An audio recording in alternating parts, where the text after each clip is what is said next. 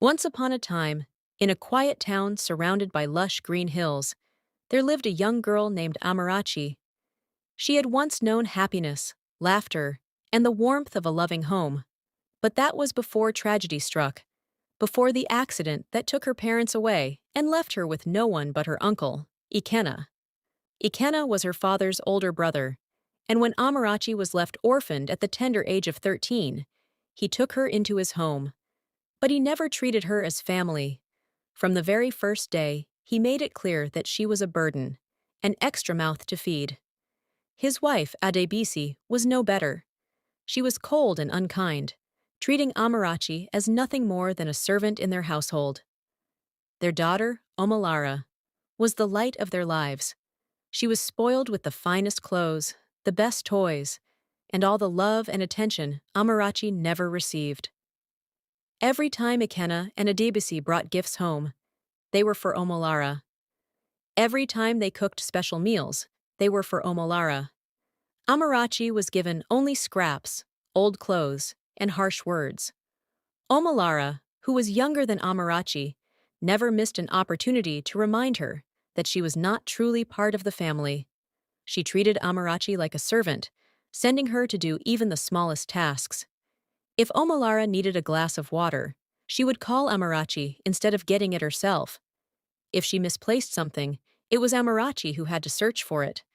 There was never a moment when Amarachi was not being ordered around, and no matter how tired she had no choice but to obey.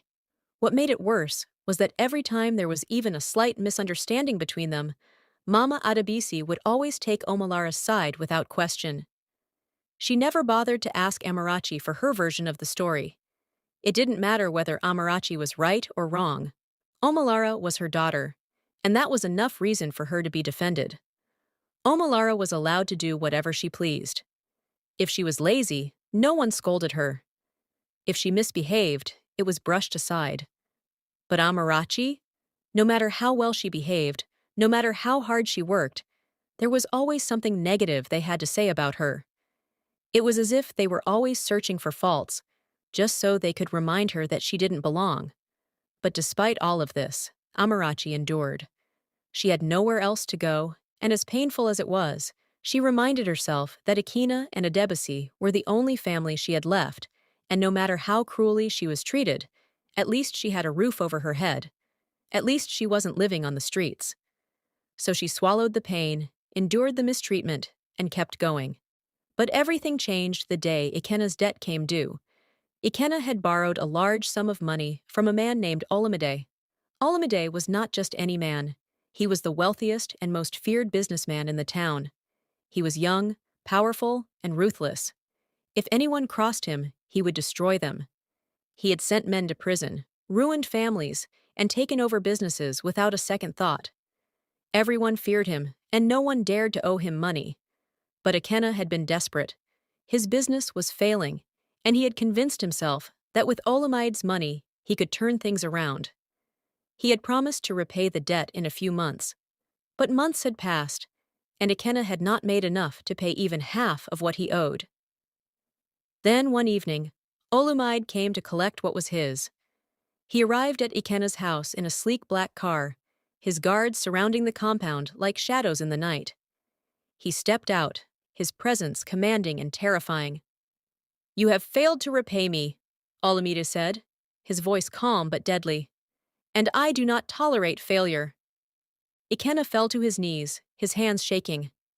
"Please, Olamide, give me more time. I just need a little more." Olamide raised a hand, silencing him. "I do not give second chances. Since you cannot pay me, I will take something of equal value." He turned to his guards and gestured toward Omolara. "Take that girl!" Omolara screamed, clutching her mother. "No! Father, don't let them take me!" Adebisi wailed, shielding her daughter. "Please, Olamide, there must be another way!" Ikenna, desperate to save Omolara, made a choice that would change Amarachi's life forever. "Take Amarachi instead!" he blurted out. Amarachi's heart stopped. Olamide raised an eyebrow. "Who?" "My eldest daughter," Ikenna lied. "She is strong and hardworking. She will serve you well." Olamide studied Amarachi for a moment. Then he smirked. Fine, take her. Before Amarachi could protest, two of Olamide's guards grabbed her by the arms. No, please, she cried. Uncle, don't do this. But Ikenna and Adebisi turned away. They refused to look at her. To them, this was a blessing. Olamide had taken Amarachi instead of Omalara. That meant they didn't have to repay the debt. It meant they were free. As the guards dragged her toward Olamide's car, Amarachi looked back one last time, hoping for mercy. But she saw none. Tears welled in her eyes. Her only family had sold her off without hesitation. And just like that, her fate was sealed. The ride to Olamide's estate was silent. Amarachi sat in the back of the car, her hands trembling. She had heard stories about Olamide, how he was heartless, how he destroyed lives without blinking. What would he do to her? The car stopped in front of a massive mansion with towering gates and armed guards. The gates opened slowly, and Amarachi was led inside. The house was grand: marble floors, gold chandeliers, walls decorated with expensive paintings. But there was no warmth, no love, only cold luxury. Olamide turned to her, his sharp eyes gleaming. You belong to me now, he said. You will do as I say, or you will suffer. Tears burned in her eyes, but she refused to let them fall. Olamide smirked. Your father gave you to me to repay his debt, and until he does, you are mine. She wanted to scream, to run, to fight. But what could she do? For the first time in years, Amarachi let the tears fall. But deep in her heart, something burned. She would survive this. She had to. Days turned into weeks, and weeks into months. Amarachi, despite her difficult circumstances, refused to break. She worked diligently, never complaining, never showing resentment. The other maids whispered about her behind her back, mocking her for how seriously she took her work, but she ignored them. She woke up earlier than everyone else and worked harder than anyone in the mansion. Whether it was cleaning, washing, or running errands, she did it all with quiet determination. But her greatest skill was in the kitchen. One day, the household's chief cook fell ill, and the kitchen was in chaos. Lunch needed to be prepared, and no one knew what to do. Seeing the struggle, Amarachi stepped forward and offered to cook. The other maids laughed, but she ignored them. She rolled up her sleeves and prepared a meal. When the food was served, Olamide, as usual, sat at the head of the grand dining table. He took his first bite, expecting just another ordinary meal. But the moment the flavors touched his tongue, he paused. He chewed slowly, his face unreadable. Then he took another bite, and another. The entire dining hall fell silent. Who cooked this? He finally asked. The chief of maids, nervous under his gaze, stepped forward. It was Amarachi, sir. Olamide leaned back in his chair, staring at her. You? A mere housemaid? Amarachi lowered her gaze. Yes, sir. He studied her for a moment before speaking again. From now on, you will be the one to prepare my meals. That is your only duty in this house. You will no longer do any other chores.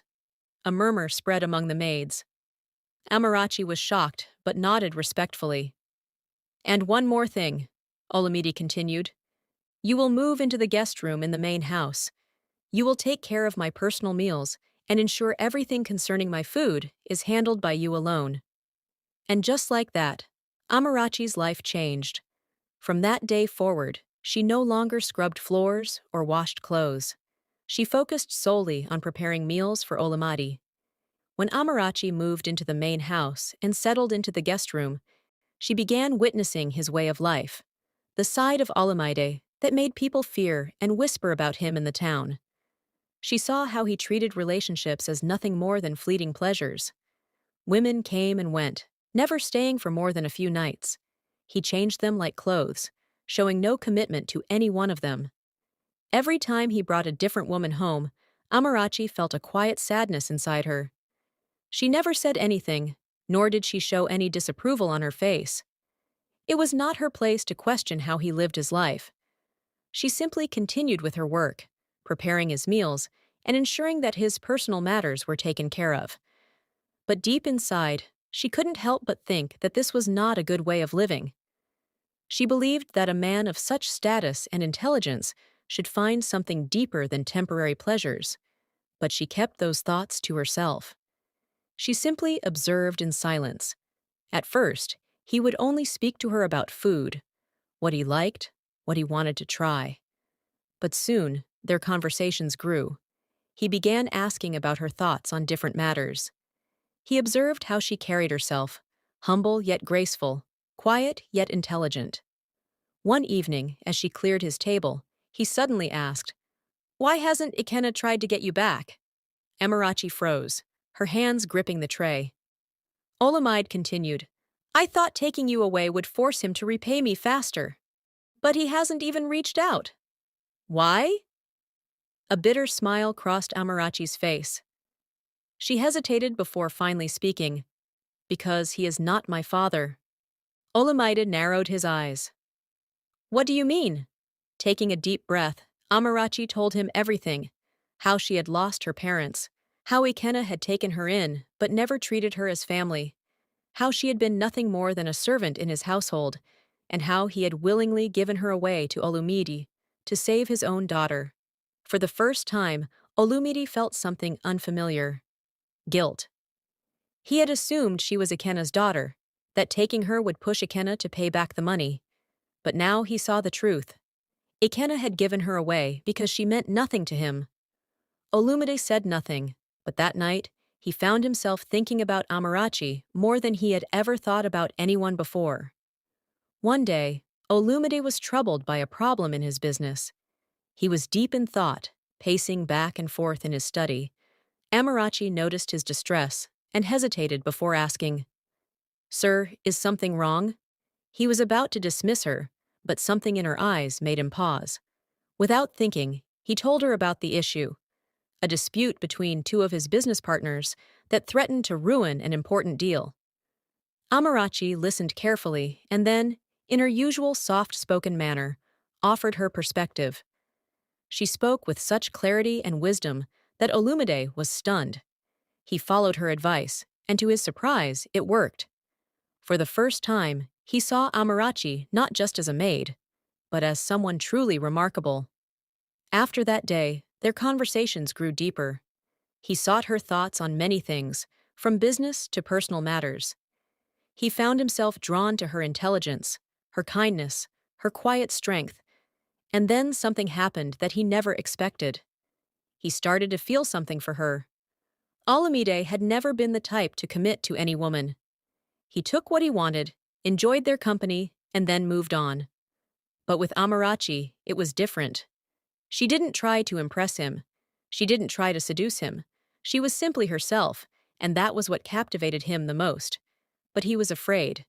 He had never felt this way before. One day, after an unusually long silence during dinner, Olumide put down his fork and looked at Amarachi. "You are not a prisoner, Amarachi," he said unexpectedly. She looked up at him, confused. "You have been here long enough," he continued. "You have done your part, and I will not keep you locked in this house like a caged bird. If you wish to go out, see the town, meet people, live your life, you are free to do so." Amarachi was stunned. She had never expected such words from him. She hesitated before nodding. "Thank you, sir." He waved a hand dismissively.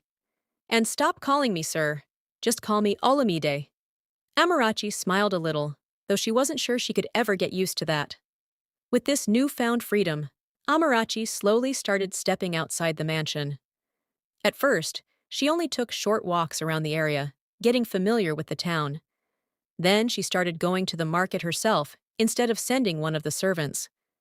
She began to interact with people, and for the first time in a long while, she felt like a person again, not just a servant. And then, one day, everything changed. She met someone. It happened at a small fabric shop in the marketplace. She was admiring some colorful materials when a man approached her. He was polite, charming, and seemed genuinely interested in talking to her. They spoke for a while, and he asked if he could see her again. Amarachi was hesitant at first, but something about him felt safe. And so, she agreed. Over the next few weeks, she met with him occasionally. He was kind and respectful, and for the first time in her life, someone was looking at her as more than just a burden or a servant. One evening, as she served Olumide his dinner, she decided to tell him, "I have met someone," she said softly. Olumide, who had just taken a sip of his drink, paused. He slowly set down his glass and looked at her. "What do you mean?" His voice was calm, but something in his eyes changed. Amarachi hesitated, then continued. "A man. He is kind. He wants to court me." A heavy silence filled the room. Olumide didn't speak for a long time. He simply sat there, staring at his plate, though he was no longer eating. Finally, he leaned back in his chair and crossed his arms. "And do you like him?" Amarachi hesitated. I think he is a good man." Olumide clenched his jaw. His grip tightened on his fork, though he didn't realize it. "And do you have feelings for him?" he asked, his voice quieter this time. Amarachi opened her mouth to answer, but she wasn't sure how to. She had never been in love before, never even thought about relationships. She had been too busy surviving. "I don't know," she admitted. Olumide's eyes darkened. He was quiet for the rest of the meal. For days after that conversation, Olumide was different. He was quieter, more distant. He barely spoke to Amarachi unless it was necessary, and even when he did, his usual warmth toward her was gone. She noticed it, but didn't understand why. One evening, as she cleared his table, he suddenly spoke. "Do you want to be with him?" She turned to look at him, surprised by the question. "What?" "This man," Olumide said, his voice a little rough. "Do you want to be with him?" Amarachi hesitated. "I don't know." Olumide exhaled sharply and stood up. He ran a hand through his hair, as if struggling with something. Then, before she could ask what was wrong, he turned to her and said something that shocked her to the core. "I don't want you to be with him." Amarachi's eyes widened. "What?" Olumide stepped closer. "Because I have feelings for you, Amarachi, and I don't want to lose you to another man." She stared at him, stunned. She had never imagined that Olumide, the cold, arrogant, untouchable Olumide, could ever feel something like love. But why?" she stammered. He let out a breath and rubbed his face. "I don't know how or when it happened. I only know that I can't stand the thought of you with someone else." Amarachi felt her heart pounding. She had never allowed herself to think about Olumide in that way.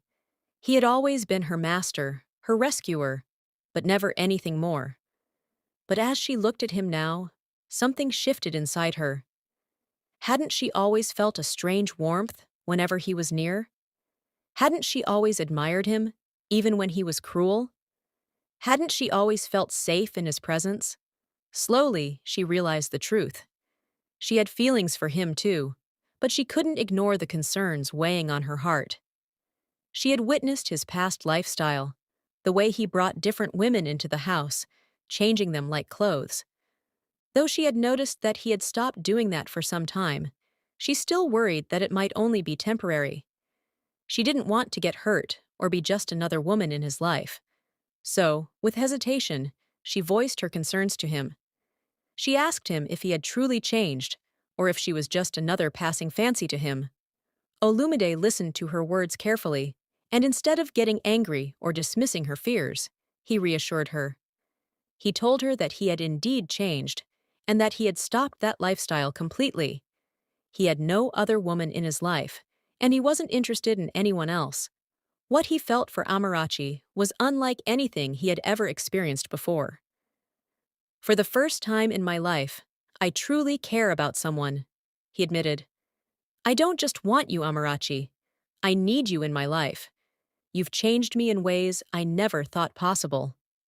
Hearing those words and seeing the sincerity in his eyes, Amarachi felt her heart soften.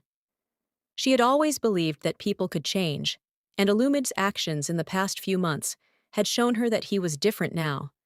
So, with cautious hope, she decided to give him a chance. And from that moment on, everything changed between them. Once their feelings were out in the open, Amarachi and Olumide began a relationship. At first, it was strange for both of them. Olumide had never truly loved anyone before, and Amarachi had never imagined herself in such a position. But over time, their bond deepened, and everything felt natural. Amarachi brought out a softer side of Olumide that no one had ever seen. He no longer sought comfort in meaningless relationships with women he didn't care about. Instead, he found peace in Amarachi's presence. He valued her wisdom, her kindness, and her ability to calm him when he was troubled. In return, Amarachi felt secure and loved for the first time in her life. Months passed, and everything was perfect between them. But Olumide knew there was still one thing left to do. He had to make things official. One evening, after dinner, he took Amarachi's hands in his and said, "It's time I go to Ikena. He is your only family, and I want to marry you properly." Amarachi hesitated, knowing how Ikena had treated her in the past. "He will not be happy about it," she said softly. Olumide smiled. "That's not my problem. I am not going there to ask for permission. I am going there to inform him that I will marry you." A few days later, Olumide traveled to meet Ikena. As expected, Ikena was not pleased to see him. And when Olumide stated his intentions, Ikena's expression darkened. "You want to marry Amarachi?" Ikena asked, clearly displeased. "Yes," Olumide responded firmly. Ikena shook his head and leaned back. "When you first came here, you wanted Omolara. Now you are saying you want Amarachi?" Olumide's jaw tightened. "That day, I was here to take someone as a prisoner, not a wife. I did not come to pick a woman to marry. What I said about Omolara was a random remark. But today, I am here as a man who loves Amarachi and wants to make her my wife. I do not know Omolara. I do not love Omolara. I will only marry Amarachi." Ikena's expression hardened. He did not want to give Amarachi to Olumide, but he also feared what Olumide could do. The man was powerful, and refusing him could have consequences. In the end, he had no choice. Reluctantly, he agreed, though it was clear he was not happy about it. However, as he gave his approval, his resentment boiled over. He turned to Amarachi and accused her bitterly. "So this is what you planned all along," he spat.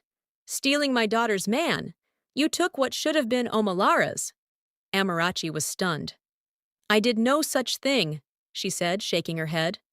"Olumide chose me, not the other way around." But Ikena was not interested in hearing the truth. He was furious, and Amarachi could see that no matter what she said, he would blame her.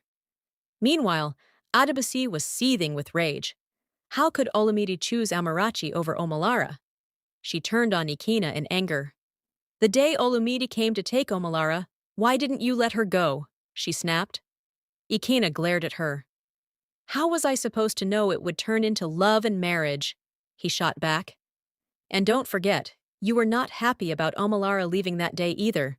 That's why we gave him Amarachi instead." Adebisi fumed, but Ikena continued, his voice dropping into a more thoughtful tone. "Besides," he muttered, "if we are being honest, with the way Omolara behaves, do you really think she would have turned this into love? Omolara would never have captured his heart." Adebisi fell silent. Deep down, she knew Ikena was right. Meanwhile, Amarachi and Olumide returned home and prepared for their wedding. Unlike the cold and painful past she had endured, this was the beginning of a new, beautiful life. Amarachi was finally happy, living her best life with someone who valued and cherished her. And Olumide, once a ruthless and distant man, had changed completely. Amarachi had brought out the best in him, teaching him patience, kindness, and love. As time passed, Ikena and Adebisi suffered in silence. Their lives became filled with hardships, and for all their pride, they could not even ask Amarachi for help. They were ashamed, not only because of the difficult situations they faced, but also because they knew, deep down, that they had mistreated Amarachi. And yet, despite their cruelty, she was now the one with the power and the love they had once denied her. And so, Amarachi and Illumidi lived happily, proving that true love and kindness would always triumph in the end. Thank you for watching. I hope you enjoyed. If you did, please like, comment, and share the video. Also, please subscribe to the channel and click the notification bell so that you won't miss our next video. Bye!